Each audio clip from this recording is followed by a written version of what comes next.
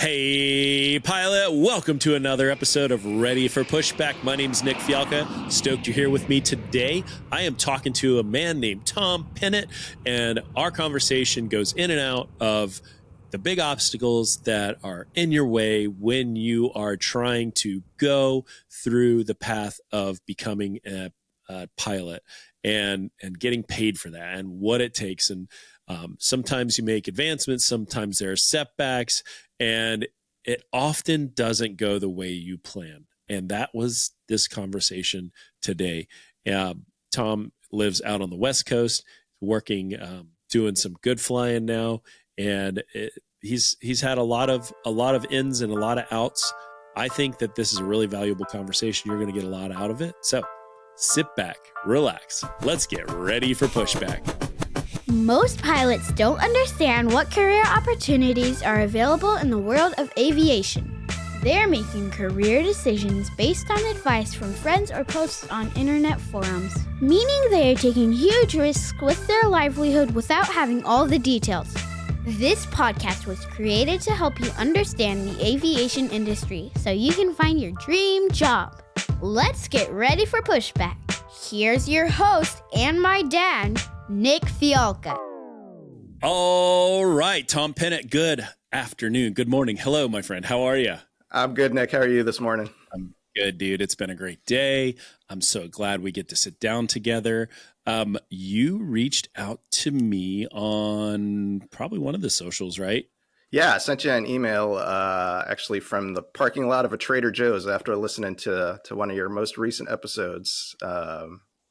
Yeah, it just really hit home for me, and I got to let Nick know about this. Listen, man, low key brag with Trader Joe's. That's pretty cool. Humble brag. I have this theory about Trader Joe's is that you can tell the socioeconomic level of a community by where the Trader Joe's is and how many Trader Joe's there are. Because it's a solid 40-minute drive from my house to Trader Joe's. Oh, man. Right? Just so you know. We're there every week. I know. I love it so much. Yeah, especially these Christmas JoJo's. They're my favorite. Talk to me, dude. Okay, so tell me, I want to know about your aviation journey, not about Trader Joe's. I want to know about you and aviation because I think your story will really resonate with these pilots. So talk to me about a little bit about your history. Yeah, ever since I was a little kid, I had this childhood dream of being an airline pilot. I'm the son of Thai immigrants, so we would go, back and visit extended family every 3 or 4 years, get on these airliners and fly halfway across the world, staring out the window, smell of jet fuel in the morning, walking through crowded terminals. I loved every part of it. And, at the time, pilots needed to have 20/20 vision, and my eyesight was terrible until I got LASIK recently, which was a game changer. But, my cousin told me, he's like, hey, did you know that pilots have to have 20/20 vision? And that pretty much killed my dream as a little kid right there. And, life happens and you move on and try to do the best you can. So first off, I hope you crush that cousin every Thanksgiving. I've let him know. Good. Listen, cousin. Okay. So you've started flying and you've been flying. Tell me about your aviation journey because you're not a spring chicken. This is second career for you. Exactly. Yeah. This is career 2.0 for me. I spent the first 20 years in the environmental field, working for a couple different consulting firms and then a nonprofit land conservation organization as well. And that took me to early 2019 when I got laid off from that last job. And at that point, I was like, I've been on this carousel for 20 years. I don't think I want to get back on the same ride. What if I became a pilot? Are you married? I am married. We have 2 kids, got a family to support, big career change, kind of a calculated risk to go down this path of becoming a pilot. So how do you manage that? is your wife working, or does she stay home, or what's that dynamic? No, she definitely works. She's been the rock during this whole process, supporting us, obviously financially, but emotionally, spiritually, Yeah, for everything. sure. And so did you try one of those flight schools where you jump in and it costs $200,000? What did you do? Not quite that far. We live about a mile down the road from a community college that has an aviation science degree program. So it's like, Smart. let's go and get a third degree. Why not? And started flying at their affiliated 141 school. Didn't have a great experience. I had 3 different CFIs during the course of my private pilot.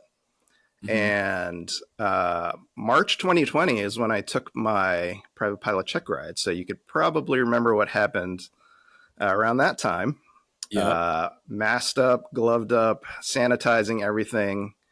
Oh, I think my private pilot check ride flight was one of the last to come in before the school shut down for COVID. oh my gosh. Did you pass? I did. I passed. Yep. Man, just like biohazard guy. Yeah, totally. Gosh, dude, God bless you. That's rough.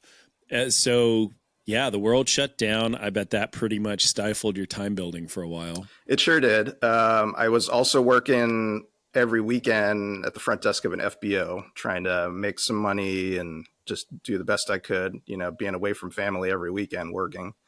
Got laid off from that job because of COVID, and then switched to another Part 61 mom and pop school to do my instrument all the way through my CFII.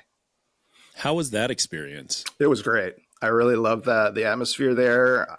Going into this process, I thought I need some structure. I need like something to follow, but the atmosphere at the small flight school was really more to my personality and liking. Do you feel like you got more attention from them? Yes, for sure. Yeah. That to me, I think about that a lot. My kiddos are, we're a couple years away from if they want to do flight school and do that, go down that path.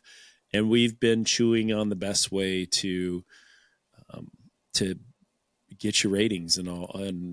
And gosh, man, a big bill scares me a lot. But the mom and pop, like the small time flight school, just seems like you get more care and feeding. You get that one-on-one attention that you need to help you like zone in and focus on the things that are important. Yeah, definitely. I think if you're a big self-studier, if you're really rigid about that, then maybe you're good to go and send yourself off to something that's more puppy mill-ish. But yeah, you got to be careful with that. That's good. Yeah. Where did you go from the mom and pop?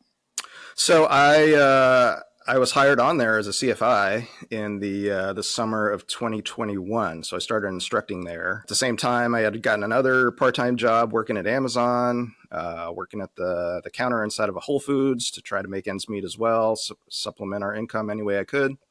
And then started instructing and instructed there for a couple years. Had some good students, had some not so good students. Definitely, varied experience there. Some of my students needed more than a CFI, almost like a life coach to help guide them on their journey. It's a little part of it though, right? Because it's a very personal experience.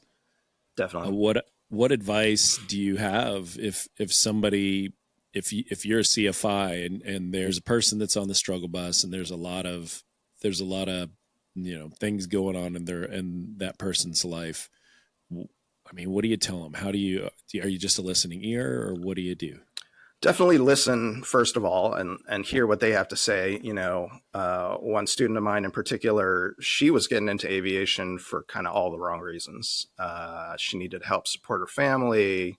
It was kind of the easy way to, quote unquote, easy way at the moment to make a good deal of money, as even as a regional airline pilot. But I was like, this is not the right reason for you to be chasing aviation. You need to do what you love, and it needs to be a passion for you. Otherwise, it's going to be a hard road. Yeah, I think if you resist that part of it and you don't really love it, the paycheck never finds you. It just is elusive, and that's tricky. Yeah. Yeah. All right. So when you're done being a CFI, what's next? Yeah, so living here in the Pacific Northwest, hours are kind of hard to come by in the winter, as you can imagine. And my wife and I decided, all right, coming up on this next winter, you're not going to instruct anymore. You're going to go out to Colorado and do some time building. Okay. Try to get you to this next, hurdle at 1,500 hours, because instructing over the winter here is just painful. So dropped some cash and went out to a time building program out in Colorado for about a month. Away from family again, spending more time and money, chasing down this dream. Were you just renting a plane, or were you getting paid to do something? No, I was basically just renting a plane and splitting time with other people that were out there to do the same thing. This company has a business model of trying to fill this niche of people needing hours and, a way to get there. Got it. And how many hours did you need to knock out? I did about 150 out there. Actually, before I went to the time building gig, I flew aerial survey for a summer. Okay. I wanted to get another kind of experience outside of instructing, kind of real world flying. Great stick and rudder skills, great hours. But again, it was a long commute down to where the plane was based, long days in a hot, bumpy Cessna 150, flying grid patterns all over.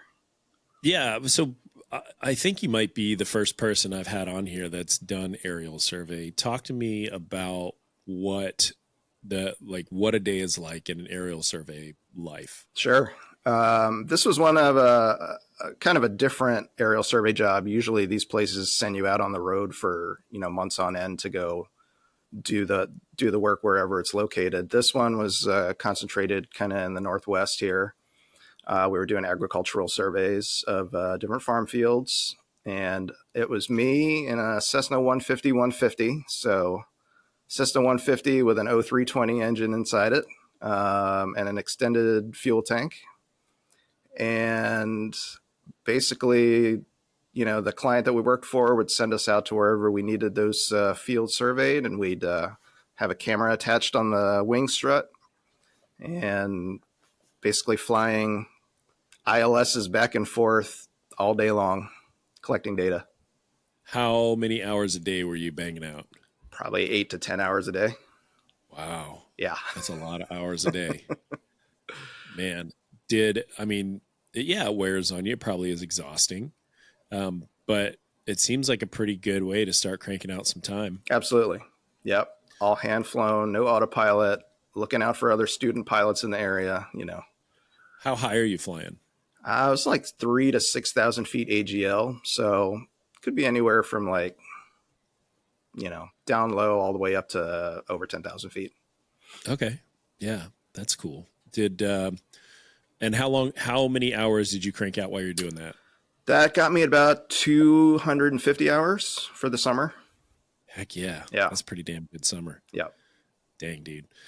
So that's got to be, you were driving there every morning, or you were living out there? No, I was driving down there 3 hours round trip drive every day. And how much money do you get paid for something like that? A little better, actually a little less than what I was making as a CFI, but the hours were definitely more consistent.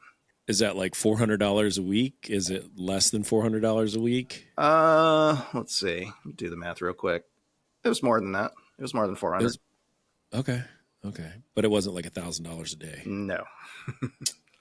You need that job. Yes. Yeah. Okay, so you're cranking out. It's you're covering your gas cost and your food cost, but not a whole lot left to bring home. But at least you're getting paid to go do this and not having to buy the gas yourself, huh? Correct. Yeah. so you're moving on. It seems like you're doing a lot of like individual, like, hey, I've got to get this thing done, then I'm moving on to this next thing, then I'm moving on to this next thing. And so you're, we talked about you going to Colorado and doing that time building. At the end of that, where did you stand totally on your hours? Man, I was getting close to ATP minimums, and this is going into the end of 2023. Okay. So I know, listening from you, that 2024 was going to be an incredibly difficult year in the world of airline hiring. I think that's what you say, right? Yeah. And I didn't want to believe it. I know. Actually, going all the way back to my Aviation 101 professor when I first got into this whole thing, she's like, "You like to collect achievements, don't you?" I'm like, "Yeah." She said, "Aviation's going to be good for you because it's not linear and there's a lot of uncertainty." And I said, "Yeah, whatever." And little did I know what kind of journey I was going to be on. Listen, tell her to listen to my show. Yeah, I agree with for sure. Man. Okay. So yeah, 2024 has been a rocky year. So tell me about your 2024. Yeah, you need to start making things happen. You need to start thinking outside the box. I attended my first ever aviation conference, which was NGPA down in Palm Springs, and shook your hand there at the Ready for Pushback booth. Heck yeah. Needed a network, make some connections. Applied to a bunch of different places, regionals, ULCCs, fractionals. Didn't get any of those jobs. Took matters a step further and went down to Dallas and did ATP-CTP on my own dime. Good. Got that knocked out, passed the written. It's just one less thing that an employer needs to potentially cover you for. So why not put yourself in the best possible position to succeed? Yeah. That's an expensive $5,000 to put out. Yes. Yeah. Cool. Okay. And then, are you currently flying right now? Yeah. So I was lucky enough to have a buddy of mine that works at a 135 medical transport charter here. Okay. He got me the interview, interviewed there for an SIC position, and got hired. And I've been flying with them for the last 6 months or so. And what are you flying? What aircraft? They're Cessna Citations. Sweet. Yep. Two engines. Two engines. Correct. That is a huge victory. I mean, think about this from the first day of COVID until today, like banging it out in a 150, getting paid $400 a week. You're getting more than $400 a week now, right? Yes, sir. Yeah. But it's good. Like, man, that's a lot of adversity to overcome to try to get to that point. This 135 job, do you feel like, hey, this is something I can do for a long time? Or do you feel like this is a step along the way? Each step that I've taken in my journey, I've just wanted to do the best that I could. And, customer service has always kind of been at the forefront of this whole thing. So I want to be the best SIC that I could possibly be at the time, whether that's, pre-flighting the plane, making sure there's silverware in the catering, all those little things that the high net worth surgeons that we're flying in the back expect from the service that we provide. Yeah, don't worry. One day you're going to be a higher net worth. Talk to me about the timeline that it takes to upgrade from like the SIC time to the PIC. How Sure. long does that? They definitely want us to be here over a winter because the operation changes drastically from flying VFR in the summer, to icing and low vis and all that kind of great stuff that you deal with in the winter. So I'd say at least a year. At least a year. How many hours you got total? I'm at like 1650 right now. Dude, this is a sweet score. Like, this is kind of the sweet spot of this is a job that pays you real money, that gives you good time, that lets you fly a jet and all of those things. Do you have your ATP now? Are you fully done on having the ATP, or are you flying without it? No, I'm not yet an ATP. That'll come with the PIC upgrade and the type rating. Sweet. Yeah. Like, what a victory. That's awesome. Tell me about your day in and day out of this 135 flying with these doctors. Yeah, for sure. So we're doing organ transplant here. So we are going out to wherever, the donor is, and we're flying surgeons and their medical staff out to do the operation and bringing them back with that organ to potentially help save a life back wherever they are. Okay, so is this you're going from like big town to big town or big town to small town, or what is that? Kind of both. I think the places where we originate are all big cities, and we're going out to wherever, the donor patient might be. Got it. Is a donor patient living or dead? They're either on life support or they have already passed. I see. Okay, Yeah. cool. So, so you might be going to like some small medical facility, like way out. Yeah. It's not like air ambulance per se, where we're going to like the scene of a crash. It's the timeline is a little longer than that. Yeah. And how long are you spending on a general day? How long are you spending at work? How much flight time are you getting out of it? What is that, give and take? Yeah, I mean, the duty days can definitely be long. It's a 14-hour max duty day for 135, and some days can go all the way up to that. Some days are shorter, but a lot of it is waiting on the ground for the surgeons to finish their work and bring them home. So it's definitely not a time building job. I was cautioned about that when I first interviewed. I said, that's fine. I'm looking for somewhere I can go get great experience and contribute. Yeah. And how long have you been doing it so far? It's about 6 months now. 6 months in. And have you had any like low vis or icing days yet? Oh my gosh, probably the entire last week has been low vis, flight planning, diversions, checking the men's table and everything. What do you take away from that? Utilize all your resources. We're not a huge flight department. We don't have FAA certified dispatchers.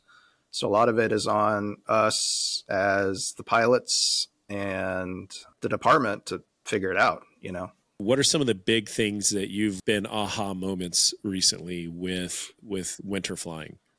Definitely plan for your alternates, but don't necessarily plan on going to the alternates you plan for. That's a really good point. Yeah. Obviously, fuel reserves, having options. It does nobody any good if you get the team into where they're going, but you can't get that organ back out. That's a really good point too. Have you been in that situation yet? I have not gotten into that type of situation yet. I'm sure it's coming here in the next several months. And it'll be an eye-opening experience. And you guys use Cat 1 mins for this flight? That's right. Okay. Yeah. Yeah, I love your point about the alternate is on paper, but in reality, don't be scope locked on it. Right. And think about what else is there and what other opportunities are around. Because those are the things. I think I did a solo show about diverting from Norfolk to Charlotte, and I could have gone to Raleigh, and by the time I was like a beam Raleigh by the time everything got sorted out, because the 7.5 flies pretty darn good. Yeah. But the dispatcher brought it up. Hey, we can go to Raleigh, and I had already planned everything in the box and gotten all the things, and we were just getting out of like the really bad weather, and it was sky clear in Charlotte, but it was marginal at Raleigh. And it's a good bird; it can do whatever you need. I can fly a Cat 3 if I need to, but that's a really good point. Like my mind always kind of goes back to that. It was fine either way, but I chose the farther away one. Why did I choose the farther away one? The FO and I agreed, like that's the right way to do it. Let's go ahead and go. I'd probably save 300 pounds of gas if we'd have gone to Raleigh, and it'd have been a bad day if I had needed that 300 pounds of gas, That's the other part of that. Yeah. Choosing an alternate and planning an alternate and like deciding this is where we're going. Those are some big boy decisions that you've got to make decisively. And also I don't like the idea of getting talked out of going to one for the other, because I've just looked at too many mishap reports of people getting talked out of stuff. So it's the other part of that, right? Yeah. Like this experience you're getting, I mean, it's just this winter flying, especially. I feel like there's something really, really important, especially if your goal is to be a professional pilot. Like being capable in bad weather is so vital, so vital. It's going to be a really good experience for you this year. Yeah, and our de-icing is pretty limited. We're just type 1 only, so you got to really watch out for even sitting on the ramp, making sure that thing doesn't get iced over, turbine fans still turn, get it in the hangar if you can, all of those kind of things. Yeah, and for those of you that aren't tracking yet, there's basically a couple types of de-ice fluid. There's one that'll get the ice off the aircraft, and then there's one that's like more gooey that prevents ice from forming on the aircraft. And so type 1 is straight up de-ice, but it's not anti-ice. And wrapping your head around that, each location, if you're covered in ice and they spray type 4 on you, it's not going to take the ice off. And there's actually some really terrible mishaps that have happened because of that. But the type 1, if once you get it sprayed off, you're good to go, as long as it's like not actively, like moisture is not actively in the air. And that's the threat, really. It's like the flurries start to happen, or the like sleet comes down a little bit. And like once it happens, man, you got to go back. Yeah. You just can't. You just got to decide you can't. Do you ever feel any pressure from the doctors in the back to like, we got to get this heart back to the person? We try to make sure that doesn't come up in the first place. Nobody needs to be put in that position. We're going to do everything we can to try to get this donated organ and potentially save somebody else's life, but we don't need to jeopardize other people's lives in the process. Yeah, one transplant's enough. Yeah, for sure. That's a really good point. Do you have aspirations for the airlines? At this point, I'm not really even sure. It was the childhood dream, and now that I've gotten here 5 years in, I'm not sure, to be honest with you. This is a great. I'm sorry. Can you pay your mortgage? Can you pay your mortgage with the money you're making? It's definitely better than being a CFI. I'll say that. Yeah. Yeah, I'm just going to take it as it comes. I've been offered the opportunity to upgrade here coming in the spring, so I'm going to take advantage of that and just keep giving back, man. Just take it one step at a time. Yeah. What advice would you have for a person that's considering the smaller 135 world? You need to be careful because the 135 world is such a large beast, I guess. Each one is different. You gotta talk to the people and go with your gut, I think. I was lucky enough to kind of know this company and their reputation and have a friend working on the inside that could tell me things about maintenance and the pilot group and management and all those kind of things. So I think it goes back to networking, meet as many people as you can and get as many different opinions as you can. Yeah, that's so important. Getting multiple opinions, because people have different personalities and people will tell you different things. There's the complainer, and then there's the person where everything is perfect. And then there's the person that always finds one thing that could do better, and very few times do you find the pragmatist. So getting a lot of looks at different things from a variety of people will give you a more holistic view of what to expect. And you probably don't even know until you really get into there what it is. So that's a little bit of risk, but also good on you for networking and finding the opportunity, because that's the hardest part. I mean, gosh, it is so hard. I talk to a lot of people that are really struggling to find any opportunity whatsoever. And so, man, especially living in a unique spot, and there's not a lot going on, and it's a very small pond to fish in sometimes. Absolutely. 100%. Gosh. Well, look, dude, Tom, I'm proud of you, buddy. There's a lot that you've been through, a lot of persistence that you've had to do, a lot of uphills, but I mean, you got it. You're here, and upgrades coming. So focus on leadership and decision making and crew resource management. And, those are the things that really make a good captain, and that make a PIC one that people trust and want to fly with, I think. Yeah, for sure. Man. Well, dude, thanks for coming on the show. Thanks for spending time and chatting with the pilot. I think this is so valuable. You're such a cool story, and thank you for reaching out. Thanks, Nick. All right, pilots, that's the episode. I hope you've really enjoyed it. But before you go, do me a quick favor, subscribe to my show and leave me a review. Give me a 1-star review if it was totally worthless. Give me a 5-star review if it was the most amazing thing you've ever heard. I want to hear from you. So if you can give me a review, subscribe to the podcast, make yourself a little bit better, I will be happy. You'll be happy. We'll keep crushing. I cannot wait to see you on the next episode.